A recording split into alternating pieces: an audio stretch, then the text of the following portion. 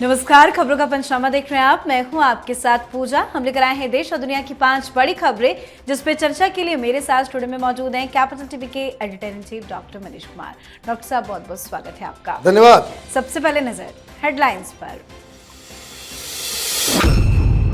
कल अयोध्या में श्री राम जन्मभूमि जाएंगे पीएम मोदी, मंदिर के शिखर पर करेंगे ध्वजारोहण। पीएम का मेगा रोड शो भी होगा। भव्य ऐतिहासिक कार्यक्रम को लेकर सज धज कर तैयार अयोध्या। देश के 53वें चीफ जस्टिस ऑफ इंडिया बने जस्टिस सूर्यकांत, राष्ट्रपति ने दिलाई शपथ। पीएम मोदी रहे मौजूद, पर विपक्ष के नेता राहुल गांधी रहे नदारद। कर्नाटक कांग्रेस में महाकलेश, राहुल गांधी की चूक से कर्नाटक हाथ से फिसल रहा। डीके शिव कुमार गुट का तीसरा बैच भी पहुंचा दिल्ली, तो वहीं शिव कुमार के घर पहुंचे नागा साधु, सीएम बनने का दिया आशीर्वाद। इंडिया गेट पर नक्सली हिडमा के पोस्टर लहराए गए, लाल सलाम और अमर रहे के लगे नारे। प्रदूषण प्रोटेस्ट के नाम पर पोस्टर दिखाने वालों पर हुआ एक्शन, 22 लोगों की गिरफ्तारी। पाकिस्तान के पेशावर में बड़ा आतंकी हमला, सुसाइड बॉम्बर्स ने एफसी मुख्यालय पर किया अटैक। 3 पाक जवानों की मौत तो कई घायल।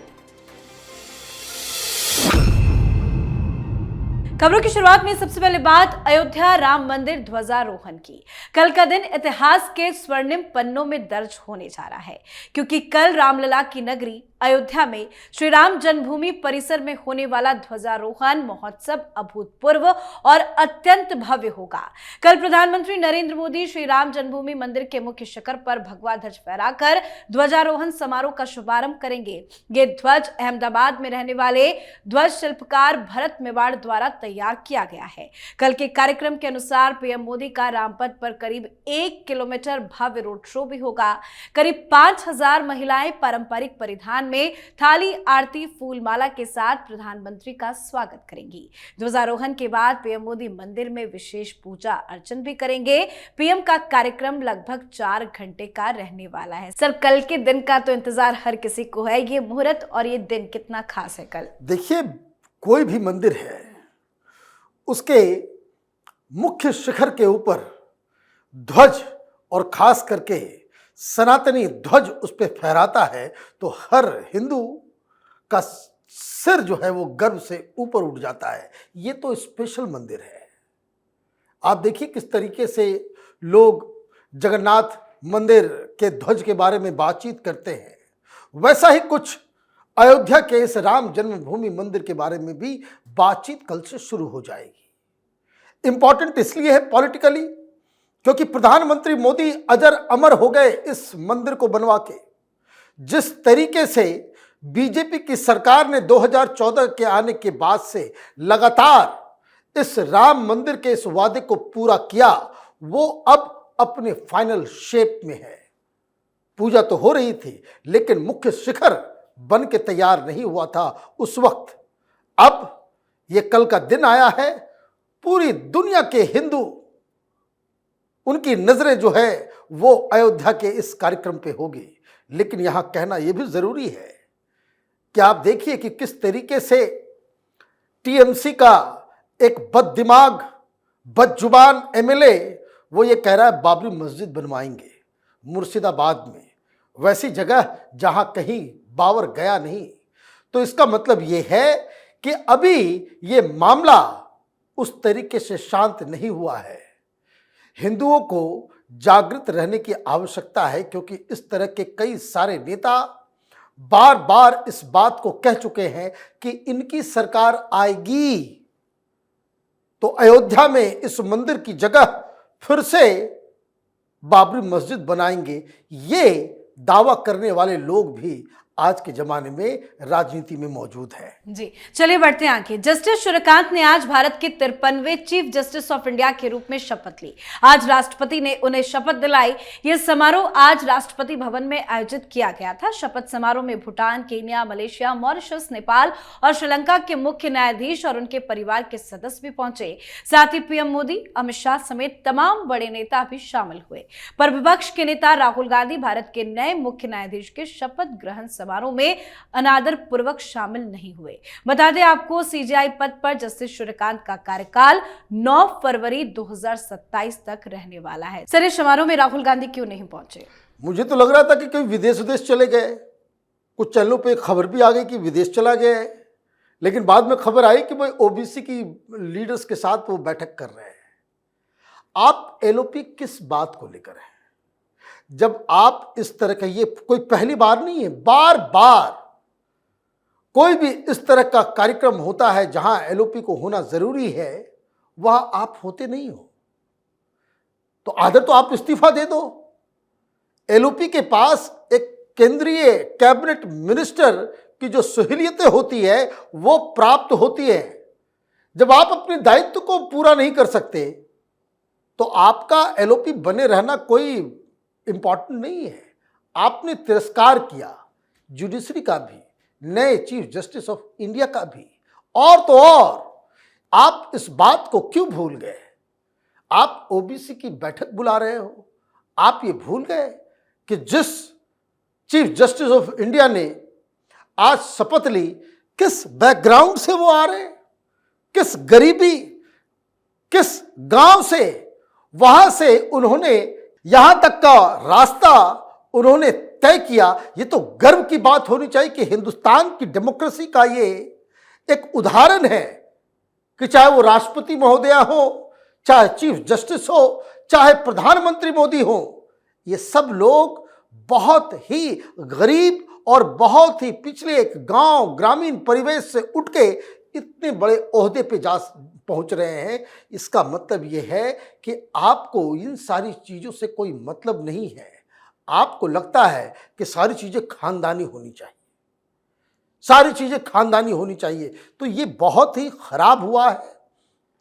राहुल गांधी को अगर राजनीति करनी है, लोगों का प्यार अगर प्राप्त करना है, तो इस तरह के मौके और इस तरह के लोग जो जमीन से उठ के शीर्ष तक पहुंचते हैं, उनके सामने सिर झुकाना पड़ेगा। जी, तो वाकई में हर बार राहुल गांधी की लापरवाही सवालों के घेरे में रहती है, और राहुल गांधी की लापरवाही का यही नतीजा है कि अब कांग्रेस के हाथ से एक और राज्य निकलता दिखाई दे रहा है। शिव कुमार के समर्थक उन्हें सीएम बनते हुए देखना चाहते हैं, लेकिन सिद्धारमैया पद छोड़ने के लिए तैयार नहीं है।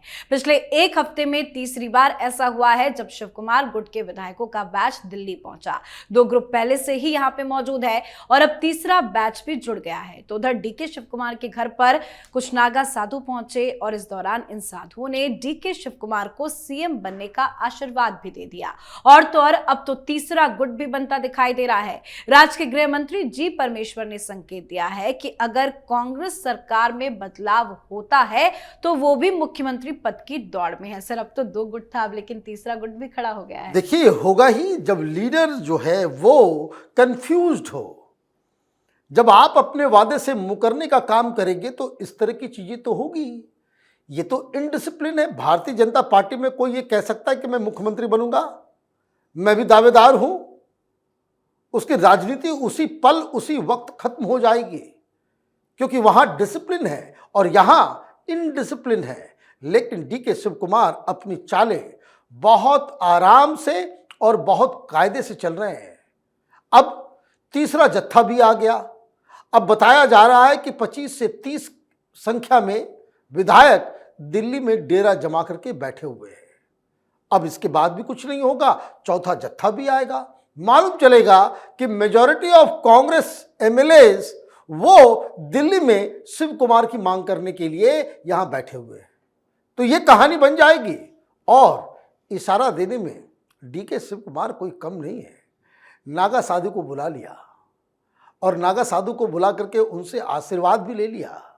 ये सिग्नल है, कांग्रेस टूटने वाली है। आप मुझे मुख्यमंत्री नहीं बनाओगे तो पार्टी तोड़ूंगा, अलग पार्टी बनाऊंगा, अलग गुट बनाऊंगा और भारतीय जनता पार्टी और हिंदुत्ववादी ताकतों के साथ हाथ मिला के कर्नाटक के अंदर नई सरकार बना डालूंगा। यही इसका मैसेज है। जी, अब बात अगली खबर की। दिल्ली में बढ़ते प्रदूषण और जहरीली हवा को लेकर पिछले कुछ दिनों से इंडिया गेट पर युवा समूह प्रदर्शन कर रहे हैं, लेकिन अचानक से इस प्रदर्शन ने असामान्य मोड़ ले लिया। यह प्रदर्शन अचानक मारे गए नक्सली कमांडर हिडमा के समर्थन में हिडमा अमर रहे नारों से गूंज उठा। प्रदर्शनकारी अपने हाथों में नक्सली कमांडर मदवी हिडमा के नाम लिखी तख्तियां और पोस्टर लेकर आए थे। पुलिस ने जब प्रदर्शनकारियों को हटाने की कोशिश की तो उन्होंने पेपर स्प्रे किया, जिससे कई पुलिसकर्मी घायल भी हो गए। सोशल मीडिया पर कुछ लोग इस प्रदर्शन को अर्बन नक्सल भी करार दे रहे हैं। तो वहीं दिल्ली पुलिस ने अब तक इस मामले में 22 लोगों को गिरफ्तार किया है। दिल्ली पुलिस के 2 थानों में एफआईआर भी दर्ज कराई गई है। सर, ये प्रदूषण के नाम पर किस तरह का विरोध प्रदर्शन? देखिए, ये हिडमा को नक्सली कहना बंद कीजिए। ये आतंकवादी है और बहुत ही अच्छा हुआ उसको खत्म कर दिया गया। इस तरह के कीड़े मकोड़ों को मारने के अलावा कोई दूसरा चारा नहीं है। और जो लोग ये हिडमा अमर रहे कर रहे थे, इनको भी 4-5 साल की सजा मिले, ऐसा प्रावधान कानून में होना चाहिए। वहां क्या नारे लग रहे थे?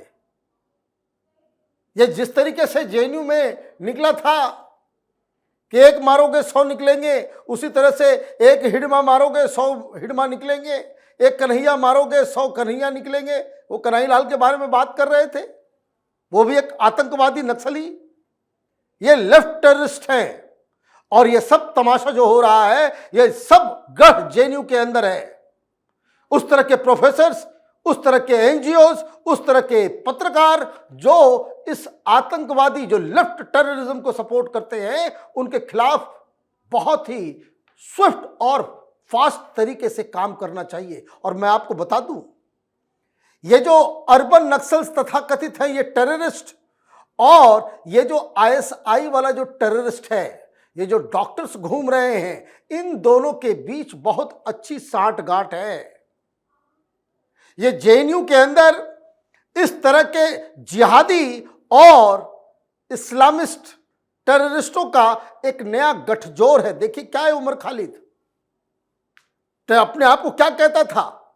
यही माओवादी संगठन से था ना, जब टुकड़े टुकड़े गैंग वाला कांड हुआ था उमर खालिद। और जैसे ही जेएनयू से निकला, सीए का काम शुरू हुआ, इसने अपने आप को इस्लामिस्ट बनाना शुरू कर दिया, मुसलमानों का नेता हो गया, पीएफआई का नेता हो गया। तो ये एक बहुत ही विचित्र कॉकटेल है और ये सब आतंकी है। और जिन बच्चों को बहुत तरह के भाई स्टूडेंट हैं, तो ये नहीं, ये सब चलते फिरते ह्यूमन बॉम्ब्स हैं। इनके खिलाफ एक्शन नहीं लोगे तो आज पेपर स्प्रे कर रहा है, कल ये खुदकुश हमलावर बनेंगे। जैसे डॉक्टर बन के उड़ाया लाल किले के पास, वैसे ही ये सब भी वही काम करेंगे। तो गृह मंत्रालय को इस तरह के केसेस में, और मीडिया को, जो कोई भी कहे कि भाई स्टूडेंट हैं तो जेएनयू के लड़के थे, वो प्रोटेस्ट इन्वायरमेंट के लिए कर रहे थे, इस तरह की चीजों को समर्थन करने वाले लोग भी देशद्रोही हैं। जी, अब बात आज की आखिरी खबर की। पाकिस्तान के खैबर पख्तूनख्वा की राजधानी पेशावर में फेडरल कांस्टेबलरी के मुख्यालय पर आज सुबह 8 बजे सुसाइड हमला हुआ है। एफसी मुख्यालय में 2 आत्मघाती बम विस्फोट हुए हैं।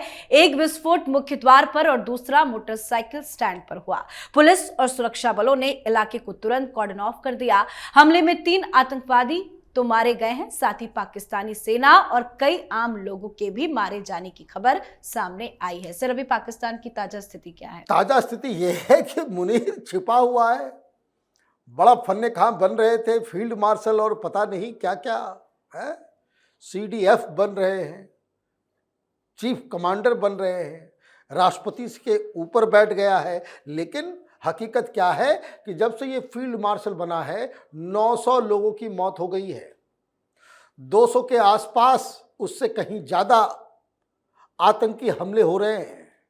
ये सब आतंकी हमले करने वाले ऑर्गेनाइजेशन, आतंकी, ये सब पाकिस्तान की आर्मी, आईएसआई के द्वारा ही इनको क्रिएट किया गया, पोसा गया। और अब जब मुनीर अमेरिका की दलाली करने में बैठा हुआ है, पाकिस्तान को बेचने की कोशिश में लगा हुआ है, और अमेरिका के कहने पे वो अपने ही ट्रेंड आतंकियों के खिलाफ एक्शन ले रहा है, उसी का ये रिपरकशन है।